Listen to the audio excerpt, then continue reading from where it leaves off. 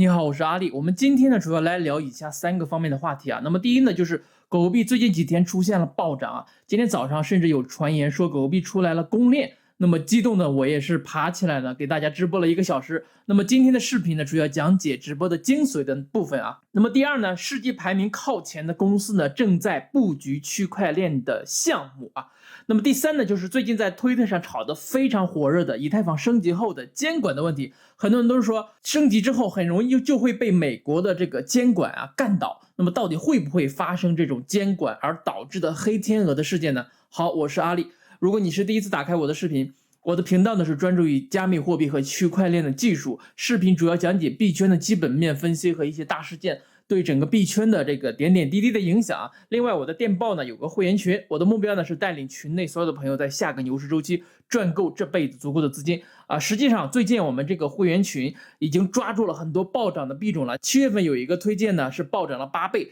本周推荐的一个10倍的潜力币在这几天都在暴涨啊。感兴趣的朋友请通过视频下方的缓冲群的链接找到我或者是群助手咨询进群的方式。好，我们正式开始今天的节目。首先看第一部分啊，今天凌晨5点多钟的时候，我比以前都醒得早啊。那么看了一眼手机，发现狗狗币暴涨了，然后呢这个时候又发现有人私聊我说狗狗币出公链了。我当时呢是激动的，马上一咕噜就起来了，跟大家做了一期直播了将近1个小时啊。那么当时呢脸也没洗，脑子也没有清醒，曾经一度的认为真的是狗狗币出了公链啊。那么我当时真的很兴奋啊。好在呢是这个直播间有清醒的朋友提醒了我说这个公链呢不是狗狗币做的。那么咱们直播的时候自由度也高，我就马上现场呢就去做这个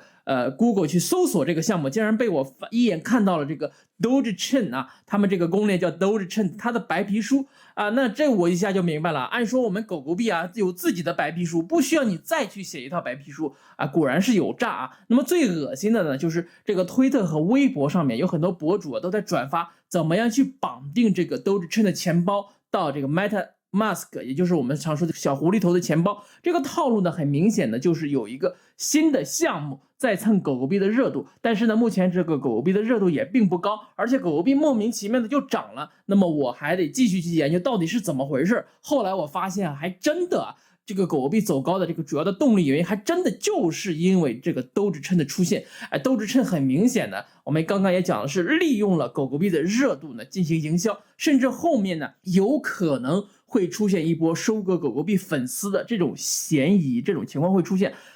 其实这种收割狗狗币粉丝也不是没有出现过啊，曾经的这个狗狗币某教主啊就成功的收割过了一波啊，那大家都知道的都懂啊。那么据说最近钱霍霍光了，他又要出来作妖了，大家一定要小心一下。那么 Dogechain 呢是一个使用 Polygon Edge 的这个框架构建的与以太坊兼容的智能合约的网络。狗狗链呢，也就是这个 Dogechain 作为狗狗币的第2层进行营销啊，这都是他们那个单方面的这个说法呢，并将允许用户将这个狗狗币的桥链接到这个网络上，以访问其应用程序。一旦用户成功将 Doge 连接到 Dogechain， 他们将会获得等量的这个打包的这个 W Doge， 以1比1的形式给到。目前这个 Dogechain 已经募集到了将近2000万美元的狗狗币。今天狗狗币官方的推特呢也是发表声明表示Dogechain 跟他们没有关系。我们看一下狗狗币官推是怎么说的啊？他说在过去的9年里有很多的代币啊非常迅速的出现和消失，但是呢一个 Dogecoin 永远都等于一个 Dogecoin，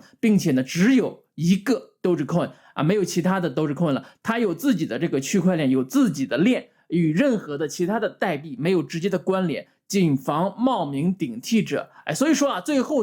看下来这又是一场乌龙。但是呢不管怎么说啊，我还是希望狗狗币能够推出自己的公链，毕竟呢狗狗币已经出来9年了，对吧？那么9年中虽然成功的存活了下来，但这并不是你的目的啊。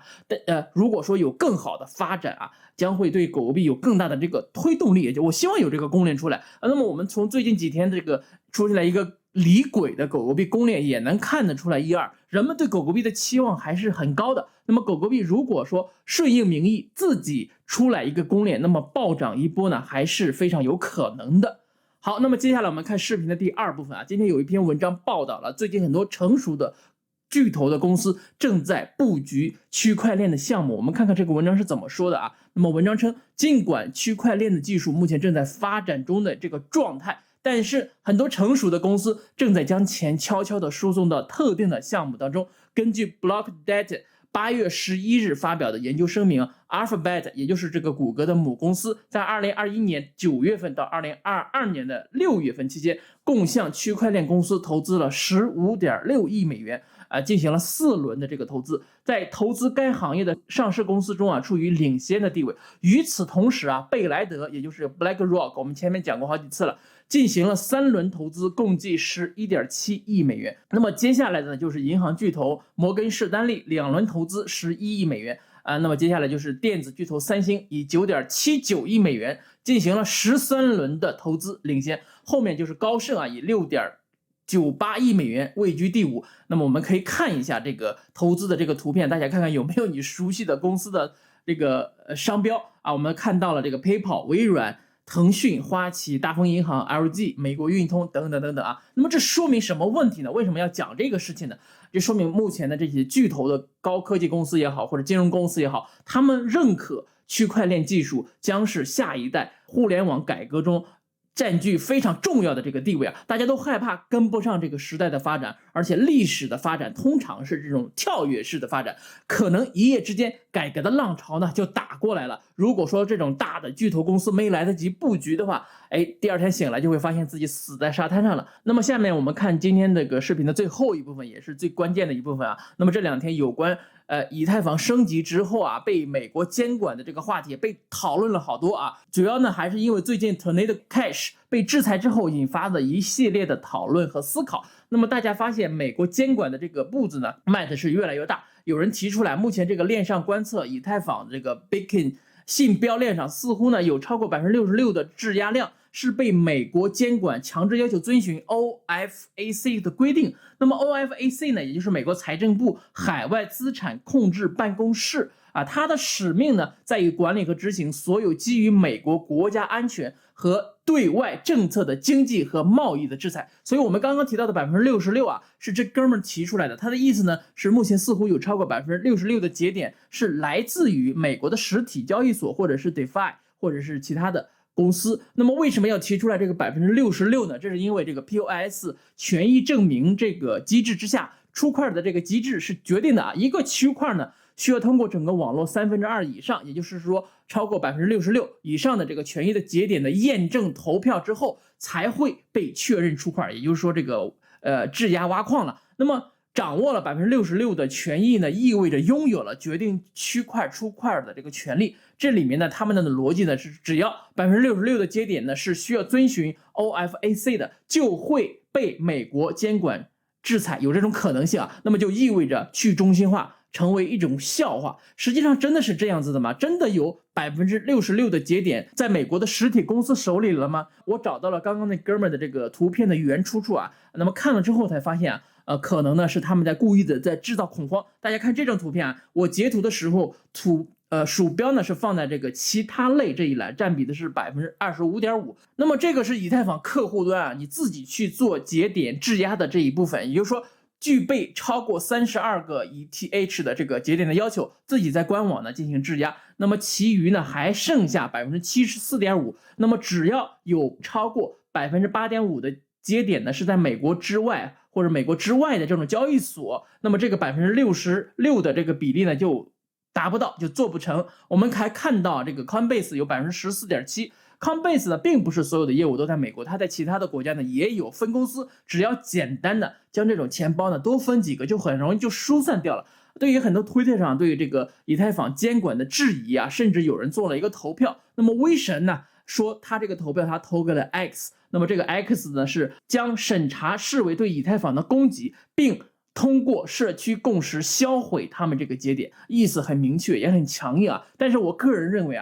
一旦到了抵抗监管的那一天，跟这个监管硬扛的那一天，以太坊呢势必会有一个暴跌，大家都会害怕出现不好的结局，所以都会卖出手里面的以太币。所以呢我呼吁大家尽量不去中心化的这种交易所质押自己的以太坊。那么我所能做的呢，也只有这些了。但是呢，我还是希望呢，节点运营商智商呢一定要在线啊，不要把所有的以太坊都放在同一个钱包里面。实际上，很多交易所都会定期的去整理钱包，这一点我们之前讲狗狗币钱包地址追踪的时候也聊过了很多次啊。对于我们今天所聊的这些呀，如果你还有自己不同的见解，或者是有什么想要说的呢？欢迎在评论区留言。好，那么以上呢就是今天视频所有内容了。如果你感觉对你有所帮助，对你的思考有所帮助的话，请点赞这个视频啊，请订阅我的频道并打开小铃铛啊，让我们下次再会，一起进步，共同发财 ，peace。